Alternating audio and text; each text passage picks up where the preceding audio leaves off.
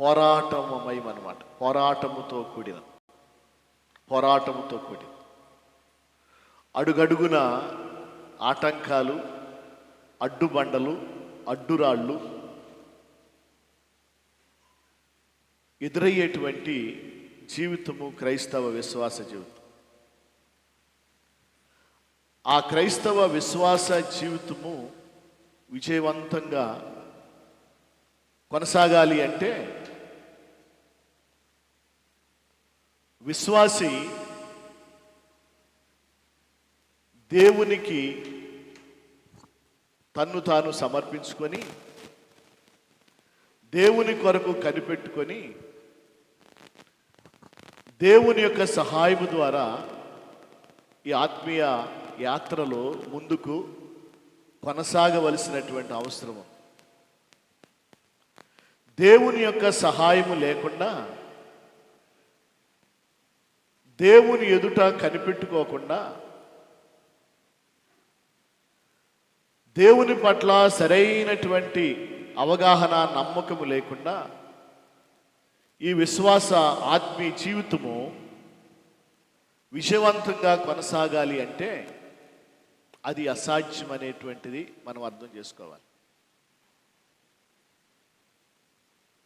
ఇక్కడ కీర్తనాకారుడైనటువంటి దావీదు ఈ మాట ఆయన తెలియచేస్తున్నాడు. యెహోవా కొరకు కనిపెట్టుకొని వారు దేశమును స్వతంత్రించుకుంటారు అని. అంటే స్వతంత్రించుకుంటాం అంటే ఉన్నతమైనటువంటి స్థానంలో వారు ఉంటారు. అంటే దేవుడే వారిని ఆ ఉన్నతమైనటువంటి ఆ స్థానంలోకి తీసుకువెళ్తాడు అనే మాట అర్థము ఈ వాక్యం ద్వారా ఆయన తెలియచేస్తున్నాడు. ఆయన అనుభవపూర్వకంగా ఈ మాట చెప్తున్నాడు. ఆయన అంటే దేశమును స్వతంత్రించుకొనటం అంటే ఆ దేశానికి అధిపతిగా ఉండటం అని అర్థం. ఆ దేశానికి అధిపతిగా ఉండటం అది ఆయన జీవితంలోనే జరిగింది. అందుకే ఆయన అనుభవపూర్వకంగా మాట రాస్తూ ఉన్నాడు. ఆయన జీవితంలో జరిగింది. ఆయన ఒకప్పుడు సామాన్యుడు, గొర్రెలను కాచుకునేటువంటి గొర్రెల కాపరి, అందరి చేత మరి తక్కువగా ఎంచబడినటువంటి వాడు. అటువంటి వ్యక్తి రాజుగా ఉండటానికి కానీ, అధిపతిగా ఉండటానికి కానీ, దేశాన్ని పరిపాలించటానికి కానీ అర్హత లేకపోయినటువంటి ఆ వ్యక్తికి దేవుడు అర్హత ఇచ్చాడు. కారణం ఏమిటంటే అతడు దేవుని ఎదుట కనిపెట్టుకునేటువంటి వాడుగా ఉన్నాడు కాబట్టి, దేవుని యొక్క కృప కొరకు ఎదురు చూచేటువంటి వాడుగా ఉన్నాడు కాబట్టి, దేవుని యొక్క సహాయము కొరకు, దేవుని యొక్క ఆశీర్వాదము కొరకు మాత్రమే ఆయన ఎదురు చూచాడు కాబట్టి దేవుడు అతని పక్షముగా ఉండి అతనిని కనికరించి అతని యొక్క భక్తిని, అతని యొక్క విశ్వాసాన్ని మెచ్చి ఒకానొక సమయంలో ఆ దేశానికే అతన్ని అధిపతిగా నియమించున్నాడు అనే సంగతి మనందరికీ తెలుసు. ఆ ఉన్నతమైనటువంటి ఆ స్థితిలోనికి వెళ్ళటానికి ఆ వ్యక్తి, ఆ విశ్వాసి, ఆ భక్తుడు ఎన్నో శ్రమలు అనుభవించాడు, ఎన్నో బాధలు అనుభవించాడు, ఎన్నో కష్టాలు అనుభవించాడు, ఎన్నో నిందలు, అవమానాలు అనుభవించాడు. ఒక్కొక్కసారి తిండి లేని దినాలు గడిపాడు, ఒక్కొక్కసారి నిద్ర లేని రాత్రులు గడిపాడు, ప్రాణాపాయం చేత పరుగులు తీశాడు. తన సొంత పట్టణంలో ఉండటానికి యోగ్యత లేనటువంటి వాడుగా పట్టణాన్ని విడిచి, తన దేశాన్ని విడిచి వేరే దేశానికి వెళ్ళి తలదాచుకున్నాడు. తన్ను సహాయము చేసినటువంటి వారే, ఆయన ఉపకారము పొందినటువంటి వారే, ఆయన మేలును పొందినటువంటి వారే ఆయనకు వ్యతిరేకంగా లేచి ఆయన్ను చంపటానికి, ఆయన నాశనం చేయటానికి, ఆయనను భూమి మీద లేకుండా చేయటానికి అనేక రకాల ప్రయత్నాలు చేసినా కానీ ఆ వ్యక్తి దేవుని ఎదుట కనిపెట్టుకొని, దేవునిపై ఆధారపడి, దేవుని యందు విశ్వాసం ఉంచి, దేవుని యొక్క సహాయము చేత అతడు వాటన్నిటినీ దాటుకుంటూ ఒకానొక సమయంలో దేవుడు అతన్ని హెచ్చించినప్పుడు ఆ దేశం మీద అతడు అధిపతిగా నియమించబడి ఆ దేశాన్ని 40 సంవత్సరాలు దిగ్విజయముగా పరిపాలించినటువంటి ఆ ధన్యత, ఆ అవకాశాన్ని, ఆ భాగ్యాన్ని దేవుడు అతనికి అనుగ్రహించాడు. ఆశీర్వాదం అనేది ఒకేసారి రాదు, దీవెన అనేది ఒకేసారి రాదు. నువ్వు శ్రమలు అనుభవించాల్సి వస్తుంది, బాధలు అనుభవించాల్సి వస్తుంది, నిందలు అనుభవించాల్సి వస్తుంది, అవమానాలు అనుభవించవలసినటువంటి పరిస్థితి వస్తుంది. ఒక్కోసారి పోరాటాలు, ఒక్కోసారి యుద్ధాలు, ఒక్కోసారి లేమి, ఒక్కోసారి కరువు, ఒక్కోసారి వ్యాధి, రోగము, బలహీనత, మరి శత్రువులు, వ్యతిరేకమైన పరిస్థితులు, అనేకమైన వాటిని నువ్వు ఫేస్ చేయాల్సి వస్తుంది. అటువంటి పరిస్థితులు వచ్చినా కానీ నువ్వు దేవుని కోసం కనిపెట్టుకున్నట్లయితే,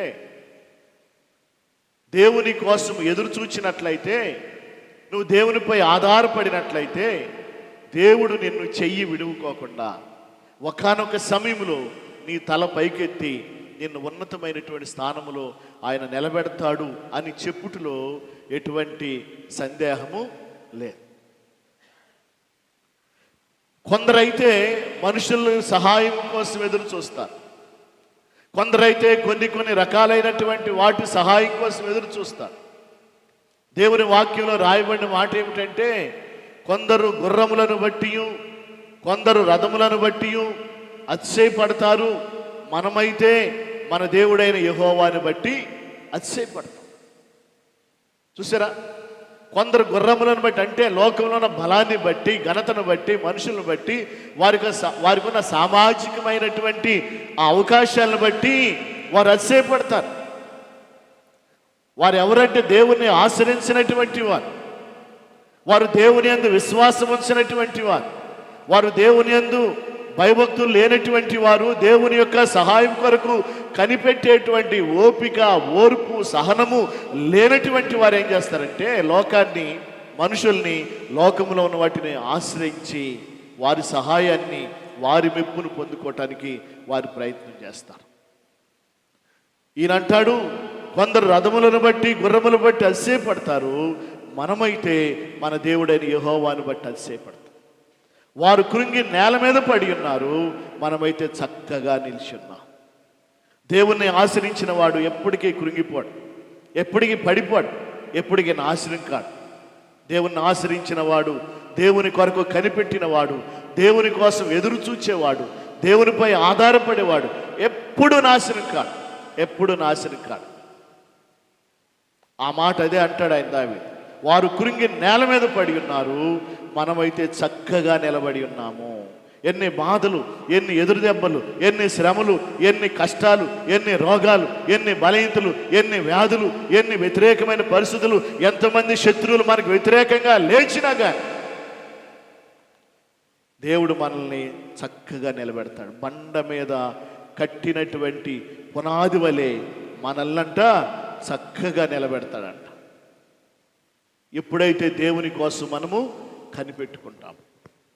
దేవుని కోసం కనిపెట్టుకోవాలి అంటే నిన్ను నువ్వు దేవునికి సమర్పించుకోవాలి, నిన్ను నువ్వు దేవునికి సమర్పించుకోవాలి. దేవునికి ఇవ్వాల్సిన మొదటి ప్రాధాన్యత ఇవ్వాలి, దేవునికి ఇవ్వాల్సినటువంటి ఘనతను దేవునికి ఇవ్వాలి.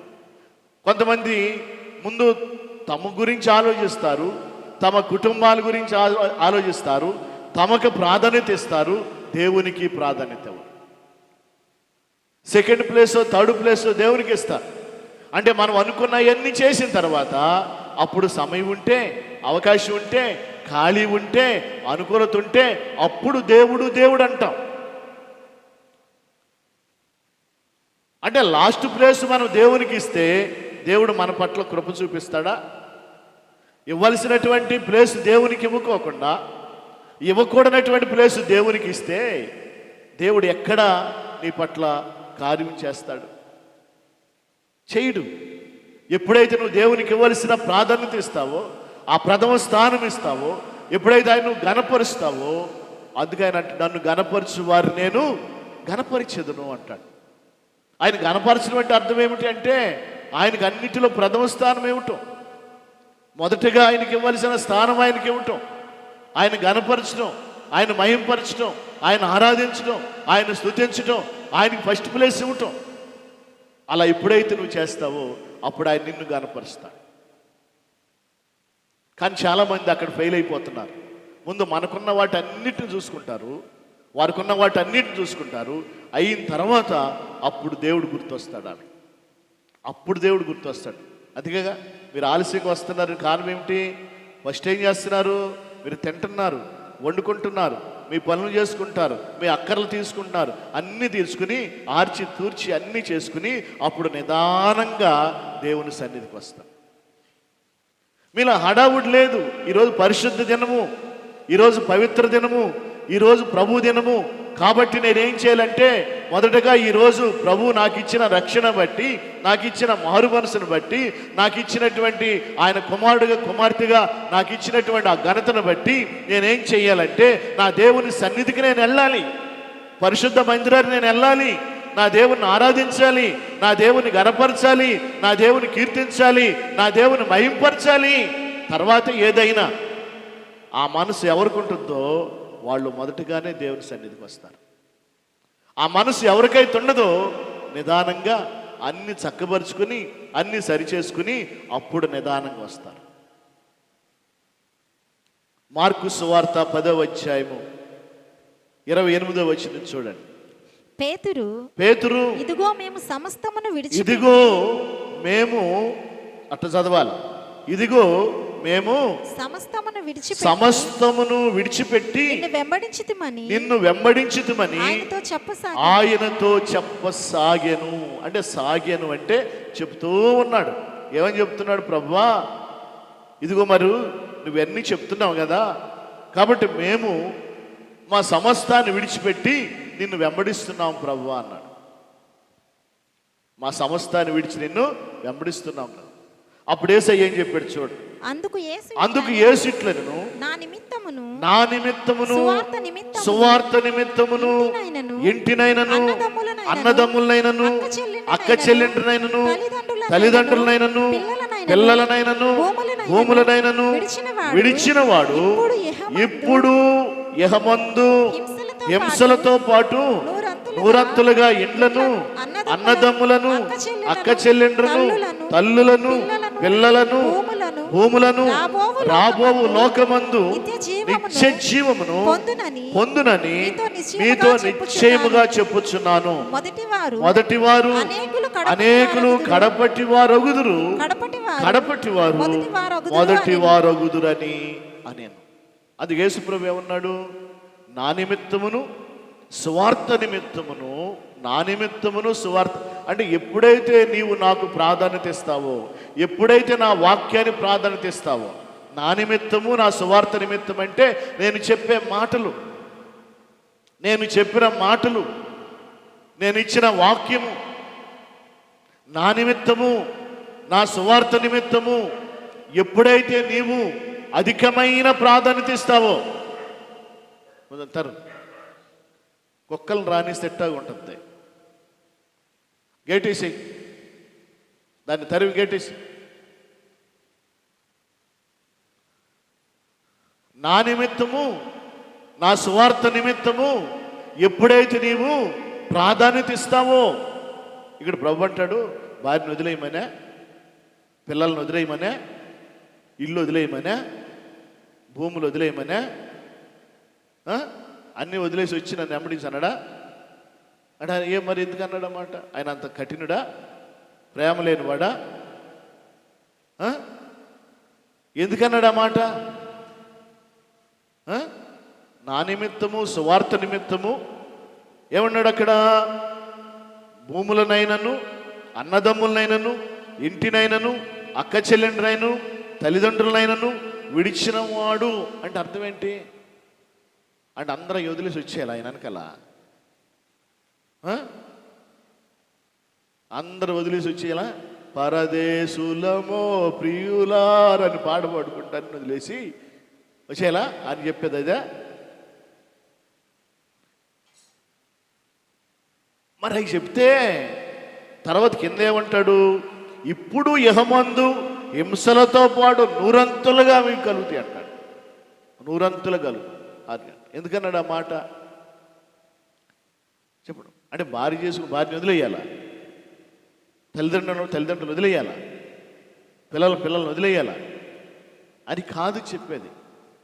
నాకంటే ఎక్కువగా వారికి ప్రాధాన్యత ఇవ్వద్దని చెప్పలా, వారిని వదిలేయమని చెప్పలా, వారిని చూడొద్దని చెప్పలా, వారిని ప్రేమించొద్దని చెప్పలా, వారి బాధ్యత నెరవేర్చొద్దని చెప్పలా. ఇంకో చోట చెప్తాడు తల్లిదండ్రులను కనపరచాలని చెప్తాడు ఆయన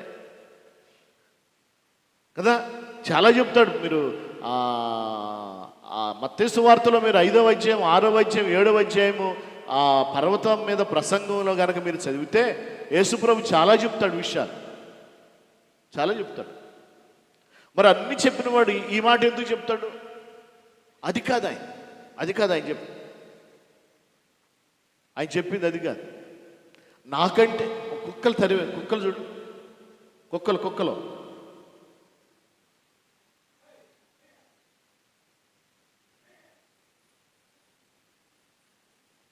ఒకసారి అలౌ చేస్తే మాటి వస్తానుంటాయి. ఆ గేట్ వేసి, ఈ మెయిన్ గేట్ వేసి అక్కడ రాని అక్కడ చూడు.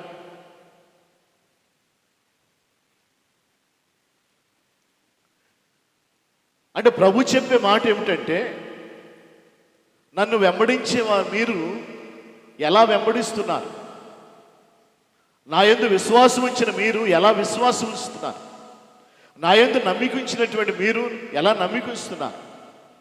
నీకు నూరంతుల ఆశీర్వాదం రావాలంటే, నీకు నూరంతుల దీవెనలు రావాలంటే, నీ జీవితంలో ఆశీర్వాదం కలగాలంటే, మేలు కలగాలంటే, దేవుని కార్యాలు నీ జీవితంలో నువ్వు చూడాలి అంటే నువ్వు దేవునికి ఇవ్వాల్సినటువంటి ప్రాధాన్యత ఇవ్వాలి. అది అక్కడ సమర్పణతో నువ్వు ఆయన వెంబడించాలి, సిద్ధ మనసుతో నువ్వు ఆయన వెంబడించాలి, పరిపూర్ణ హృదయంతో ఆయన్ని సేవించాలి. అందుకే వాక్యంలో రాయబడింది, ఆసక్తి విషయంలో మాంజులు కాక ఆత్మయందు తీవ్రత కలిగిన వారే ప్రభువుని సేవించుడి అంటాడు రోమపత్రికలో. ఆసక్తి అనేది విడిచిపెట్టకూడదు. దేవునికి ఇవ్వాల్సిన స్థానము ఇవ్వకుండా ఉండకూడదు. దేవునికి ఇవ్వాల్సిన ప్రాధాన్యత ఇవ్వాలి, దేవునికి ఇవ్వాల్సిన ఘనత దేవునికి ఇవ్వాలి. చాలామంది విషయాలు మనం గమనించినట్లయితే దేవుని వాక్యానికి, దేవుని మందిరానికి ఇవ్వవలసిన ప్రాధాన్యత ఇవ్వకుండా ఉండటం వలన వారి జీవితాలు ఎండిపోయిన చెట్టు వలె మారిపోతారు. ఎక్కడ పచ్చదనం కనబట్లా, ఎక్కడ ఫలాలు కనబట్లా, ఎక్కడ మరి సమృద్ధి కనబట్లా, ఎక్కడ ఆత్మీయ తీవ్రత వారిలో కనబట్లా, ఎక్కడ దైవ కృప అనేది వారిలో జీవితాల్లో కనబట్లా. వారి మాటల్లో కానీ, వారి ఆత్మీయతలో కానీ, వారి యొక్క ప్రవర్తనలో కానీ, వారి విశ్వాసంలో కానీ, వారి యొక్క క్రైస్తవ జీవితంలో కానీ, ఇదిగో మేము పచ్చగా ఉన్నాం, మేము ఫలిస్తున్నాం, మేము ఆత్మ నింపుదల కలిగి ఉన్నాం, మేము దేవునికి ఇవ్వాల్సిన ప్రథమ స్థానం ఇస్తున్నాం, ఇదిగో దేవునికి అన్నింటిలో అత్యధికమైన ఘనతను మేము చెల్లిస్తున్నాము అనేటువంటి ఆలోచన కానీ, తలంపులు కానీ, ఉద్దేశాలు కానీ, ఆ ప్రభావం కానీ అనేక మంది జీవితాల్లో కనబట్ల. కారణం ఏమిటంటే ఇహ సంబంధమైన వాటి పట్ల చింత కలిగి, వాంఛ కలిగి, ఆసక్తి కలిగి, ఆకర్షణ కలిగి, వాటి వెనకాల పరుగులు తీయటం వల్ల, దైవ సంబంధమైన వాటికి ప్రాధాన్యత ఇవ్వకపోవటం వల్ల వారి జీవితాలు పచ్చగా ఫలింపుగా ఉండట్లేదు. ఆత్మ నింపుదల వారి జీవితాల్లో కనబట్ల. ఇది సత్యం అన్నమాట. ఏదో వెంబడిస్తున్నాం, ఏదో నమ్ముకున్నాం, ఏదో యేసయ్య బిడ్డలుగా మేము జీవిస్తున్నాం, ఏదో మందిరానికి వెళ్తున్నాం, ఏదో ప్రార్థన చేస్తున్నాం, ఏదో పాటలు పాడుతున్నాం, ఏదో రీతిగా ఉంటున్నాం అన్న నామకార్థతకు మనకు కనబడుతుంది. కానీ రోషం కలిగిన, వైరాగ్యము కలిగినటువంటి భక్తి, ఆత్మీయత చాలా మందిలో కనబట్టలేదు. అందుకే దేవుని కోసం బలమైన సాధనాలుగా, సాక్షులుగా నిలబట్టలేదు. దేవుని యొక్క కార్యాలు వారి జీవితంలో జరగట్లేదు. వారి ప్రార్థనలు ఎందుకు కొరగానిగా, పనికిరానిగా ఆ ప్రార్థనలు వారి జీవితాల్లో. ఆలోచించుకోండి, నువ్వు ఎలా ఉన్నావో, నీ ఆత్మీయత ఎలా ఉందో, నీ పవిత్రత ఎలా ఉందో, దేవునికి నువ్వు ఎంత ప్రాధాన్యత ఇస్తున్నావో, దేవుని సన్నిధిలో ఎంతగా గడుపుతున్నావో ఒకసారి నిన్ను ఆలోచించుకో. అక్కడ ప్రభు అంటాడు, నా నిమిత్తము, నా సువార్త నిమిత్తం. అంటే ఎప్పుడైతే నాకు, నా వాక్యానికి నువ్వు ప్రాధాన్యత ఇస్తావు, నాకెప్పుడైతే నువ్వు విలువిస్తావు, నాకెప్పుడైతే మరి నువ్వు నన్ను ఘనపరుస్తావు, నాకు ఇవ్వాల్సినటువంటి ఆ స్థానము ఎప్పుడైతే నువ్వు ఇస్తావో, అప్పుడు నీకు ఆశీర్వాదం, అప్పుడు నీకు దీవెన, అప్పుడు నువ్వు ఫలిస్తావు, అప్పుడు నువ్వు పచ్చగా ఉంటావు, అప్పుడు నీ జీవితంలో ఆత్మకార్యాలు సమృద్ధిగా జరుగుతాయి. సమృద్ధి జరుగుతుంది.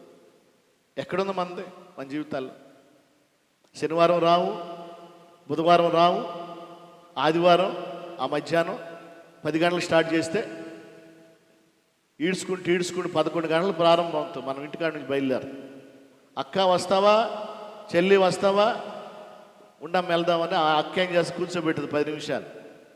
ఆ అక్క కూర్చోబెట్టి ఆ మాట ఈ మాట చెప్పుద్ది. ఒక అరగంట 10 నిమిషాలు అయిపోద్ది.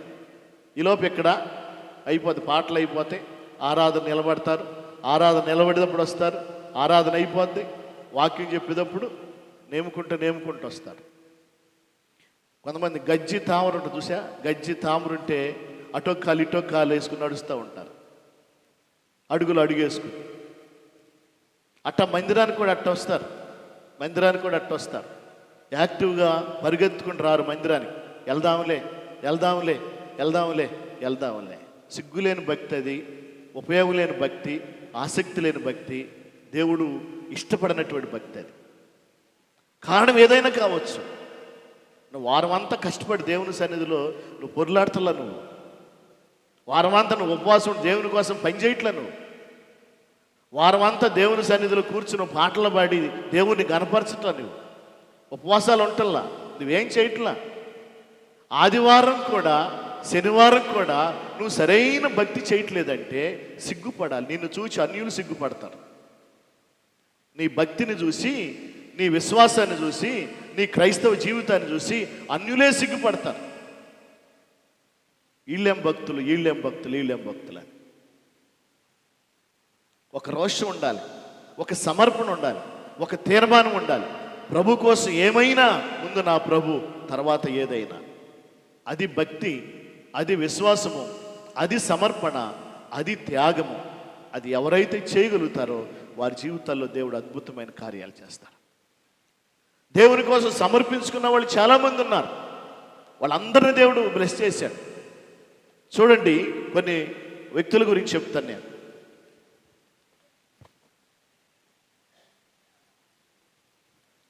మొదటి రాజుల గ్రంథం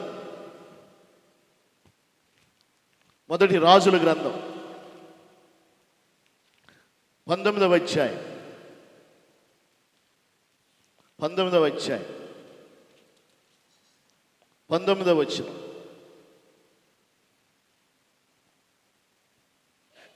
ఏలియా అచ్చటి నుండి పోయిన తరువాత అతనికి షాపాతు కుమారుడైన ఎలీషా కనబడెను. అతడు తన ముందరనున్న 12 అరకల ఎడ్ల చేత దున్నించుచు 12వ అరక తాను తోలుచుండెను. ఏలియా అతని చేరబోయి తన దుప్పటి అతని మీద వేయగా అతడు ఎడ్లను విడిచి ఏలియా వెంట పరిగెత్తి, నేను పోయి నా తల్లిదండ్రులను ముద్దు పెట్టుకొని తిరిగి వచ్చి నిన్ను వెంబడించెదనని చెప్పి అతనిని సెలవడుగగా, అతడు పోయి రమ్ము, నా వలన నీకు నిర్బంధం లేదని చెప్పాను.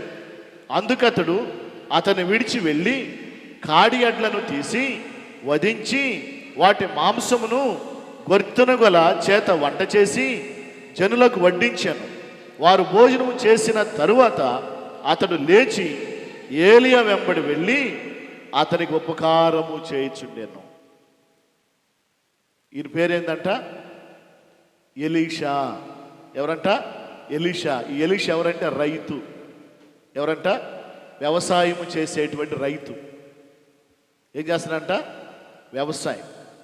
ఏం చేస్తున్నాడంటే, ఏలియా అటు వెళ్ళినప్పుడు 12 జతలు ఎడ్లు ఉన్నాయంట అతని ముందు. 12వ జత ఎడ్లతో పొలాన్ని దున్నుతూ ఉన్నాడంట. ఆ పొలాన్ని దున్నుతున్నప్పుడు ఏలియా దుప్పటి తీసి ఆ ఎలీషా మీద వేశాడు.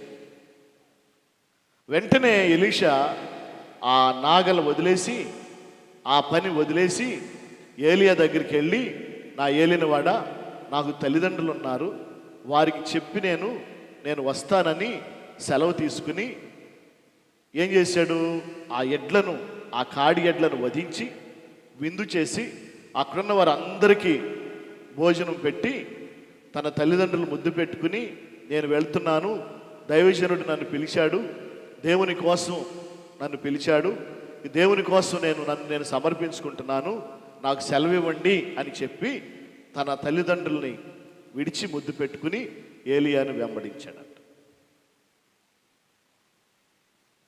అన్ని వదిలేశాడు, ఏలియాను వెంబడించాడు. ఆ ఏలియాను వెంబడించిన తర్వాత ఏలియా పరమునకు ఆరోహణ వెళ్ళిపోయిన తర్వాత ఏలియా స్థానంలో 2 పాళ్ళు ఆత్మ కలిగి ఈ ఎలీషా ఇశ్రాయేలు ప్రజలకు ప్రవక్తగా, యాజకుడిగా, న్యాయాధిపతిగా ఆ యొక్క ఏలియా నియమింపబడినట్లుగా అక్కడ మనం చూస్తున్నాం. ఏలియా మీద 1 వంతు ఆత్మ ఉంటే ఎలీషా మీద 2 వంతుల ఆత్మ ఉందంట. 2 వంతుల ఆత్మ ఉందంట. నమ్మకంగా వచ్చేసాడు, తను సమర్పించుకున్నాడు, తను దేవునికి అప్పగించుకున్నాడు.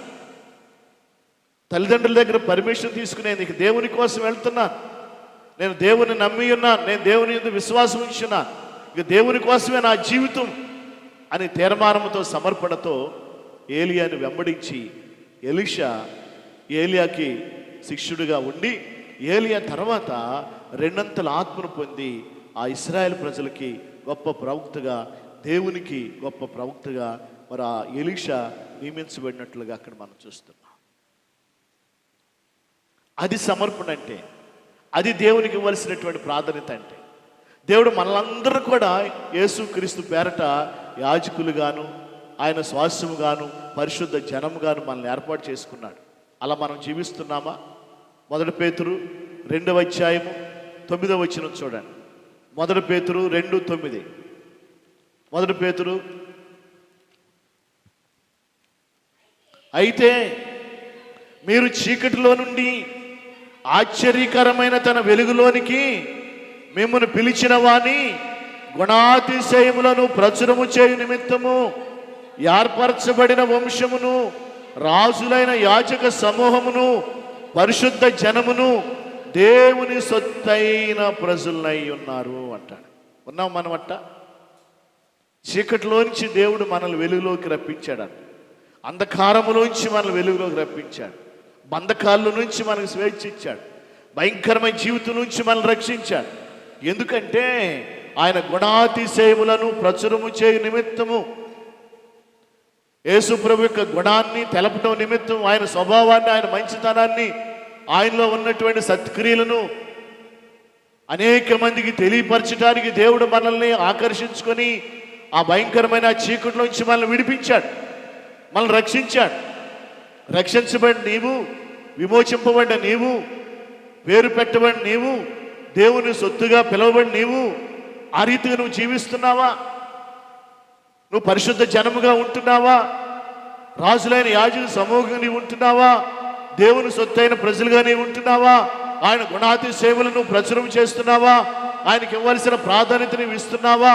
ఆయనకి ఇవ్వాల్సినటువంటి సమయం ఇస్తున్నావా? ఆయన చిత్తాన్ని నెరవేరుస్తున్నావా? ఆయన బిడ్డగా మంచి సాక్ష్యం కలిగి ఉన్నావా? ఎలా ఉన్నావు నీవు? ఇంకా చీకటిలోనే ఉన్నావా?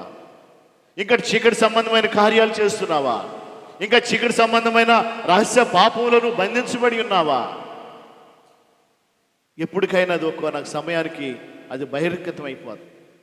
రహస్య పాపాలు ఎప్పటికైనా బయటపడక తప్పు అంట. ఎందుకు దేవుడు నిన్ను ఆశీర్వదించట్లా? ఎందుకు నువ్వు ఆత్మీయంగా ఎదగలేకపోతున్నావు? ఎందుకు నువ్వు దీవించబట్టలేదు? ఎందుకు నీ జీవితంలో కార్యాలు జరగట్లేదు? ఎందుకు నీకు స్వస్థత రావట్లేదు? ఎందుకు నీ పరిస్థితులు మారట్లేదంటే దేవుడు నిన్ను పిలుచుకున్న విధానం ఇది. ఎందుకు పిలుచుకున్నాడు అంటే ఆశ్చర్యకరమైన తన వెలుగులోకి నిన్ను పిలిచిన వాడి యొక్క గుణాతిశయములను ప్రచురము చేయు నిమిత్తము. యేసు ప్రభు గురించి, ఆయన గుణ లక్షణాల గురించి నీ ద్వారా, నీ మాట ద్వారా, నీ క్రియ ద్వారా, నీ ప్రవర్తన ద్వారా, నీ స్వభావం ద్వారా, నీ నడవడిక ద్వారా, నీ సాక్ష్యం ద్వారా, నీ మంచి పనుల ద్వారా, నీ విశ్వాసం ద్వారా, నీ ప్రేమ ద్వారా, లేకపోతే నీ ప్రార్థన జీవితం ద్వారా, దేవుని వాక్య ప్రకారం జీవించడం ద్వారా ఆయన గుణాతిశయములను నువ్వు అనేక మంది ప్రచురము చేయటానికి ఆయన నిన్ను తన బిడ్డగా, తన సొత్తుగా నిన్ను ఏర్పాటు చేసుకుంటే నువ్వు ఎలా జీవిస్తున్నావు? నువ్వు ఎలా బ్రతుకుతున్నావు? దేవునికి ఎలా ప్రాధాన్యత ఇస్తున్నావు? దేవుని ఎలా గణపరుస్తున్నావు? దేవుని చిత్తాన్ని ఎలా నెరవేరుస్తున్నావు? దేవుని సన్నిధిలో ఏ రీతిగా నీవు ఉంటున్నావు?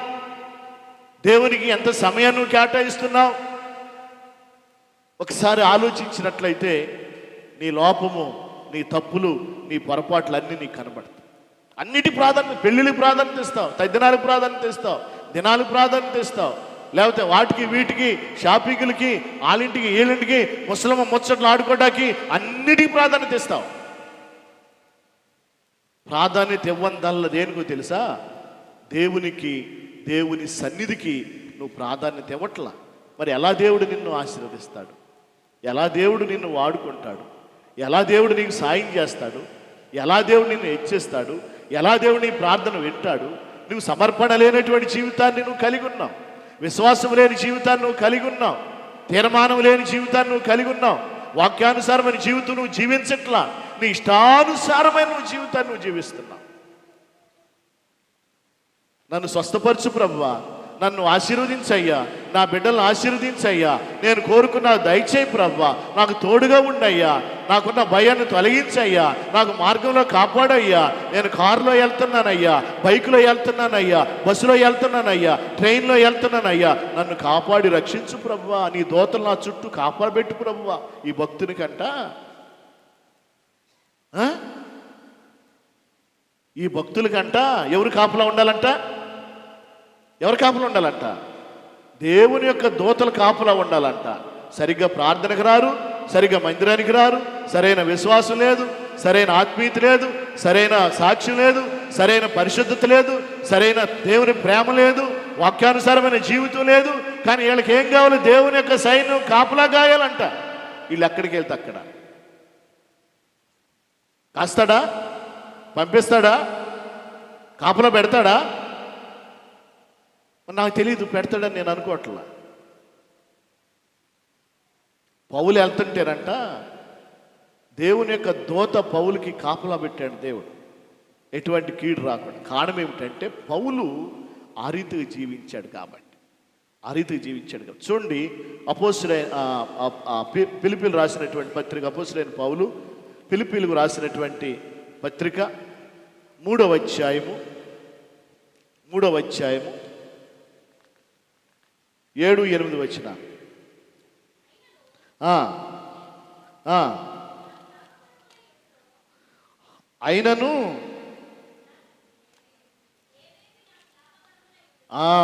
అయినను ఏవేవి నాకు లాభకరములై ఉన్నవో వాటిని క్రీస్తు నిమిత్తము నష్టముగా ఎంచుకొంటిని. నిశ్చయముగా నా ప్రభువైన యేసు క్రీస్తుని గూర్చిన అతి శ్రేష్టమైన జ్ఞానము నిమిత్తమై సమస్తమును నష్టముగా ఎంచుకున్నాను. ఏమెంచుకున్నాడంట? అన్నీ ఏవైతే లాభకరంగా ఉన్నాయో, ఏవైతే లాభకరంగా ఉన్నాయో వాటన్నిటినీ ఆయన నష్టంగా ఎంచుకున్నాడంట. క్రీస్తు కోసము నష్టంగా ఎంచుకున్నాడు. అంటే తన జీవితాన్ని ఆయన ఏం చేశాడు తెలుసా? క్రీస్తుకి సమర్పించుకున్నాడు. ఆయన వృద్ధాప్యంలో దేవుణ్ణి నమ్ముకోవాలా, వృద్ధాప్యంలో దేవుణ్ణి నమ్ముకోవాలా. ఎప్పుడు నమ్ముకున్నాడు ఆయన? ఎప్పుడు నమ్ముకున్నాడంటే యవ్వన కాలంలో నమ్ముకున్నాడు. యవ్వన కాలంలో సౌలు పౌలుగా మార్చబడ్డాడు. యవ్వన కాలంలో మార్చబడ్డాడు. యవ్వన కాలంలో తన కోరికలన్నీ విడిచిపెట్టాడు, తనకున్న స్వార్థాన్ని విడిచిపెట్టాడు, తన స్వలాభాన్ని విడిచిపెట్టాడు. తనకు కలిగిన ఏవైతే సంతోషకరంగా ఉన్నాయో వాటన్నిటిని విడిచిపెట్టాడు. ఏవైతే లాభకరంగా వాటన్నిటి విడిచిపెట్టాడు. ఎందుకు తెలుసా? ప్రభువు నామము ఘనపరచాలని, ప్రభు నామాన్ని మహింపరచాలని, ప్రభు కోసము ఇదిగో నా జీవితాన్ని నేను త్యాగం చేసి ప్రభు యొక్క జీవాన్ని, ఆయన యొక్క మరి ఆయనలో ఉన్నటువంటి ఆ యొక్క నిత్య జీవార్థమైనటువంటి ఆ రక్షణ ప్రణాళికను అనేక మందికి తెలియపరచు నిమిత్తము ఆయన ప్రభు కోసము తన్ను తాను సమస్తము నష్టంగా ఎంచుకున్నాడంట. ప్రభు కోసం ఏదన్నా నువ్వు వదిలిపెట్టావా? ప్రభు కోసం ఏదైనా నువ్వు వదిలిపెట్టావా? పౌలు సౌలుగా ఉంటే అంతవరకే ఉండేవాడు. కానీ ఎప్పుడైతే పౌలుగా మారాడో, ఎప్పుడైతే దేవునికి సమర్పించుకున్నాడో, ఆ పౌలు అనేక మందికి ఆశీర్వాదకరంగా, తరతరాలకి, ఈ తరం కూడా, రాబోయే తరాలు కూడా ఈ పౌలు మాదిరికరంగా ఆశీర్వాదకరంగా ఉన్నాడు. ఎలా ఉండగలిగాడంటే దేవునికి తన్ను తాను సమర్పించుకున్నాడు. కాబట్టి నువ్వు ఘనత నీకు కలగాలంటే, లేకపోతే నీకు ఉన్నతమైన స్థానం రావాలంటే, లేకపోతే నువ్వు అనేక మందికి మాదిరికరంగా ఆశీర్వాదకరంగా ఉండాలంటే, నువ్వు ఉన్నతమైనటువంటి స్థితిలో నీ జీవితం ఉండాలి అంటే, అక్కడికి వెళ్ళటానికి కొన్ని ఆటుపోట్లు వస్తాయి, కొన్ని ఆటంకాలు వస్తాయి, కొన్ని శ్రమలు వస్తాయి, కొన్ని కష్టాలు వస్తాయి, కొన్ని ఇబ్బందులు వస్తాయి. వాటన్నిటిని దాటుకుంటూ వెళ్ళాలి. అవమానంగా ఫీల్ కాకూడదు, నష్టంగా ఫీల్ అవ్వకూడదు, కష్టంగా ఫీల్ అవ్వకూడదు.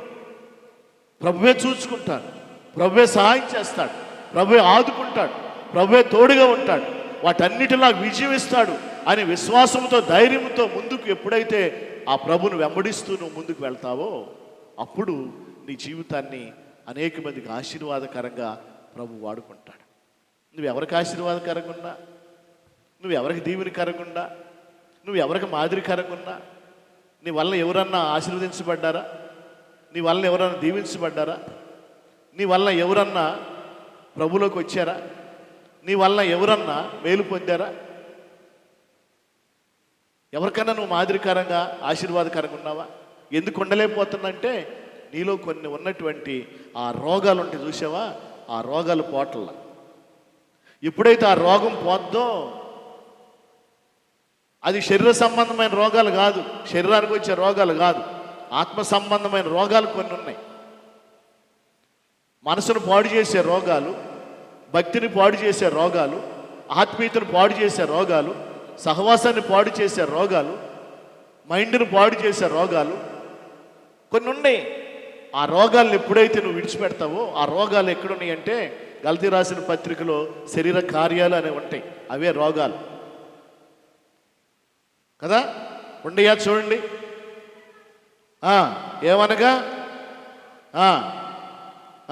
జారత్వము, అపవిత్రత, కాముకత్వము, విగ్రహారాధన, అభిచారము, ద్వేషము, కలహము, మత్సరములు, క్రోధములు, కక్షలు, భేదములు, విమతములు, అసూయలు, మత్తతలు, అల్లరితో కూడిన ఆటపాటలు మొదలైనవి. ఇవన్నీ ఏ రోగాలంట? ఆత్మ సంబంధమైన రోగాలు, ఆత్మీయ జీవితాన్ని పాడు చేసే రోగాలు. శరీరాన్ని పాడు చేసే రోగాలు ఉన్నాయి కదా, షుగరు, బీపీ, థైరాయిడ్, ఇవన్నీ ఉన్నాయి కదా, శరీరాన్ని పాడు చేస్తాయి. శరీరం మరి దేవుని యందు విశ్వాసం ఇచ్చిన శరీరం అయితే ఆ రోగాలు ఎన్నున్నా కానీ ఆ విశ్వాసము, ఆ సాక్ష్యము, అధ్యయం ఎప్పుడు కట్టుంటాం. కానీ ఈ శరీరంలో ఈ ఆత్మ సంబంధమైన రోగాలు అనేవి ఉన్నట్లయితే నిన్ను అనేక రకాలుగా పాడు చేస్తాయి. ఆత్మీయ జీవితంలో ఎదగలేవు, ఫలించలేవు, ఆశీర్వదించబడలేవు, దేవునికి సంతోషపెట్టలేవు, దేవునికి ఇష్టడుగా ఇష్టరాలుగా ఉండలేవు, నిజమైన భక్తి చేయలేవు, దేవుని ఎదుట మంచివారు అని అనిపించుకోలేవు, మనుషుల చేత మంచివారు అని అనిపించుకోలేవు, మంచి సాక్ష్యం నీకు ఉండదు. ఎటువంటి ఫలాలు లేనటువంటి జీవితాన్ని, ఎండిపోయిన సారము లేనటువంటి జీవితాన్ని జీవించవలసిన పరిస్థితి వస్తుంది. సారము లేని జీవితం. దేవుని సంగమ, దేవుని బిడ్డలారా, ఈ మధ్యాహ్న కాల సమయం మందు ప్రభు ఎదుట నువ్వు ఎలా ఉన్నావు? నువ్వు ఆయన ఎలా వెంబడిస్తున్నావు? ఆయనకి ఎంత ప్రాధాన్యత ఇస్తున్నావు? ఆయనకి ఎంత సమయం ఇస్తున్నావు? ఆ భక్తులందరూ వెలిగి కరిగిపోయారు, వెలిగి కొవ్వొత్తులాగా కరిగిపోయారు. ఆ వెలుగులో అనేక మంది, ప్రపంచం అంతా రక్షించబడింది. ఆ వెలుగులో మనం కూడా ఉన్నాం. ఆ వెలుగులో మనం కూడా ఉన్నాం. అపోస్తులు కానీ, ఆనాటి ఆది సంఘము కానీ కొవ్వొత్తు వలె వాళ్ళు వెలిగి కరిగిపోయారు, హతసాక్షులు అయిపోయారు. ఆ వెలుగులో నువ్వు నేను మనందరం రక్షించబడ్డాం. మన వెలుగులో ఎవరు రక్షించబడ్డారు? నువ్వు వెలుగుతున్నావా? నువ్వు కరుగుతున్నావా? నీ వెలుగులోకి ఎవరైనా వస్తున్నారా? నీ వెలుగులో ఎవరైనా సంచరిస్తున్నారా? ఎవరి చీకట్లోనైనా నువ్వు ప్రవేశిస్తున్నావా? వెలుగివ్వటానికి ప్రవేశిస్తున్నావా? ఎవరికైనా నువ్వు వెలుగుతో ఉన్నావా? వెలుగులా కనపడుతున్నావా? ఎలా ఉంది నీ ఆత్మీయ జీవితం? ఎలా ఉంది నీ భక్తి జీవితం? ఎలా ఉంది నీ విశ్వాస జీవితం? పైకి భక్తి కలిగిన వారుగా ఉండి దేవుని శక్తిని ఆశ్రయించకపోతే ఎటువంటి ప్రయోజనము లేదు. ఒక్క మాట చదివి నేను ప్రార్థన. యోధా పత్రిక చూడండి. యోధా పత్రిక ఒకే ఒక అధ్యాయం ఉంటుంది యోధా పత్రికలో. వాళ్ళు ఎట్లా ఉంటారంటే చూడండి, 12వ వచనం చదవండి.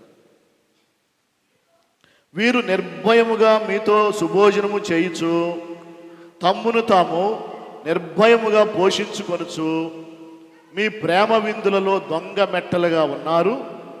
వీరు గాలి చేత ఇటు అటు కొట్టుకొని పోవు నిర్జల మేఘములుగాను, కాయలు రాలి ఫలములు లేక 2 మార్లు చచ్చి వేళ్లతో పెళ్ళగింపబడిన చెట్లు వలె ఉన్నారంట. ఈ మాట గుర్తుపెట్టుకోండి. ఎవరు వీళ్ళంటే ఈ దొంగ భక్తి చేసేవాళ్ళు, ఈ నామకార్థమైన భక్తి చేసేవాళ్ళు, ఈ సరైనటువంటి ఆత్మీయ జీవితం లేనటువంటి వాళ్ళు ఎలా ఉన్నారు అంటే 2 కాయలు రాలి ఫలములు లేక, కాయలు రాలి ఫలములు లేక 2 మార్లు చచ్చి వేళ్లతో పెళ్ళగింపబడిన చెట్లు వలె ఉన్నారంట. 2 మార్లు చచ్చి కాయలు లేక, కాయలు రాలిపోయి ఫలములు లేక 2 మార్లు చచ్చి వేళ్లతో పెళ్ళగింపబడిన చెట్లు వలె ఉన్నారంట. ఎవరు అంటే ఇదిగో వీళ్ళు, ఈ దొంగ భక్తి చేసేవాళ్ళు, ఈ అబద్ధ భక్తి చేసేవాళ్ళు, ఈ అబద్ధాలు ఆడేవాళ్ళు, ఈ శరీర కార్యాలతో మేము విశ్వాసులము, మేము దేవుని బిడ్డలము అని చెప్పుకునేవాళ్ళు, సరైన విశ్వాసం లేక, సరైన భక్తి లేక, సరైన మారు మనసు లేక, సరైన ప్రార్థన జీవితం లేక, దేవునికి ఇవ్వాల్సిన ప్రాధాన్యత ఇవ్వలేక వారి ఇష్టానుసారంగా ప్రవర్తించేవాళ్ళు ఇలా ఉంటారంట. ఎందుకు? పనికిరాని చెట్లు వలె ఉంటారంట. అలా ఉండాలని దేవుడు మనల్ని పిలవలా.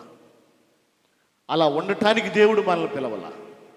మన ఫలాలతో నింపబడే వారంగా, చెట్టు నిండా ఫలాలు ఏరుతుంటాయో మనము కూడా అటువంటి ఆత్మ ఫలాలు కలిగిన వారంగా ఉండాలని, ఆశీర్వాదాలతో నింపబడాలని, మేళ్లతో నింపబడాలని, దీవులతో నింపబడాలని, మంచి కార్యాలతో మనం నింపబడాలని, సత్కార్యాలతో మనం నింపబడాలని, అనేక మందికి మాదిరికరంగా ఉండాలని, అనేక మంది మేలు చేసేవారికి ఉండాలని, అనేక మందికి ఆశీర్వాదకరంగా ఉండాలని, అనేక మంది ఆదరణ ఇచ్చేవారికి ఉండాలని, అనేక మందిని వెలుగులోకి నడిపించేవారికి ఉండాలని, అనేక మందికి మనము మరి సమాధానము కలిగించేవారికి ఉండాలని దేవుడు మనల్ని ఏర్పాటు చేసుకున్నాడు. ఆ ప్రణాళిక నీ జీవితంలో ఉంటే దేవునికి స్తోత్రం. లేకపోతే ఆ ప్రణాళిక ప్రకారము నేనుంటాను ప్రవ్వా, నన్ను అలా చేయి ప్రవ్వా, నాలో ఉన్న వాటన్నిటి విడిచిపెడుతున్నాను ప్రవ్వా అని పశ్చాత్తాపడి ఒప్పుకొని నువ్వు ఎప్పుడైతే ప్రభు యొద్దకు వస్తావో, ఆయన కృపా సింహాసనం ఎదుట మోకరిని ప్రార్థన చేస్తావో, దేవుడు నీ ప్రార్థన ఆలకించి నిన్ను క్షమించి నిన్ను ఆయన సంపూర్ణమైనటువంటి పరిపూర్ణత కలిగిన ఆత్మీయ జీవితంలోకి నడిపించి మంచి విశ్వాసిగా మరి ఆయన ఉండటానికి ఆయన సహాయం నీకు అనుగ్రహిస్తాడు. కాబట్టి సత్యాన్ని జ్ఞాపకం చేసుకోవాలి. సమస్తం విడిచిపెట్టి నిన్ను నువ్వు సమర్పించుకొని ప్రభు కోసము ఆయన వెంబడించేవారిగా నీవు ఉండాలి. అలా ఉన్నప్పుడు దేవుడు ఆ వాగ్దానం నూరంతులు, ఇప్పుడును యెహోమందు నూరంతులుగా ఏదైతే ఇస్తానన్నాడో ఆ శ్రేష్టమైనటువంటి వాగ్దానం నీ జీవితంలో నెరవేర్చబడాలంటే అక్కడ మనం గమనించినట్లయితే మరి దేవునికి తమ్ము తాము అప్పగించుకున్నారు. ఎలీషా అప్పగించుకున్నాడు, సమర్పించుకున్నాడు. అపోస్తలుడైన పౌలు తన్ను తాను సమర్పించుకున్నాడు. అనేక మందికి ఆశీర్వాదకరంగా నిలబడ. మనం కూడా రాబోయే తరానికి, ఇప్పుడున్న తరానికి అనేక మందికి మనము ఆశీర్వాదకరంగా, మాదిరికరంగా ఉండాలంటే వాక్యానుసారమైన జీవితాన్ని మనం జీవించాలి. అటువంటి జీవితాన్ని జీవించి మీ జీవితాలు ధన్యకరంగా మార్చుకొని ప్రభువుకు మహిమ చెల్లిస్తూ, మహిమ తీసుకొస్తూ అనేక మందికి మాదిరికరంగా, ఆశీర్వాదకరంగా ఉండండి. దేవుని యొక్క కృప ఎల్లప్పుడూ మీకు తోడై ఉండునుగాక. ఆమేన్. ప్రార్థన చేసుకుందాం. కళ్ళు మూసుకోండి. సకల ఆశీర్వాదాలకు కారణభూతుడైన తండ్రి,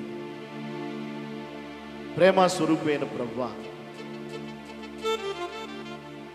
యెహోవా కొరకు కనిపెట్టుకొని వారు దేశమును స్వతంత్రించుకొందురని 37వ దావీదు కీర్తన 9వ వచనంలో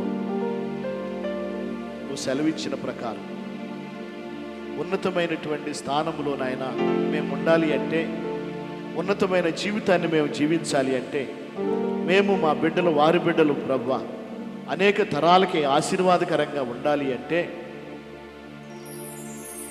మొట్టమొదటి ప్లేస్ నీకు ఇవ్వాలని, నీకు ప్రథమ స్థానం ఇవ్వాలని, సంపూర్ణమైన సమర్పణతో నేను వెంబడించాలని మార్కు సువార్త 10వ అధ్యాయం 28-31 వచనం ద్వారా నువ్వు తెలియచేశావు. ఎలీషా ఆ రీతిగా సంపూర్ణమైన సమర్పణతో నేను వెంబడించాడు. పౌలు సంపూర్ణమైన సమర్పణతో నేను వెంబడించాడు. అనేక మందికి వారిని ఆశీర్వాదకరంగా, మాదిరికరంగా నువ్వు ఉంచావు. మేము కూడా అటువంటి జీవితాన్ని జీవించినప్పుడు అనేక మందికి మమ్మల్ని మాదిరికరంగా, ఆశీర్వాదకరంగా ఉంచి మమ్మల్ని హెచ్చిస్తానని నువ్వు మాట్లాడిన ప్రతి మాటను బట్టి నీకు వందనాలు. విన్న వాక్యం ప్రతి ఒక్కరూ అర్థం చేసుకొని వాక్య ప్రకారం నడుచుకొని నీ దివ్యమైన, సంపూర్ణమైన కృపకు యోగ్యులుగా ఎంచబడినట్లు సహాయము చేయమని యేసు క్రీస్తు అతి శ్రేష్టమైన నామంలో ప్రార్థించి అడుగుచున్నాను పరమ తండ్రి.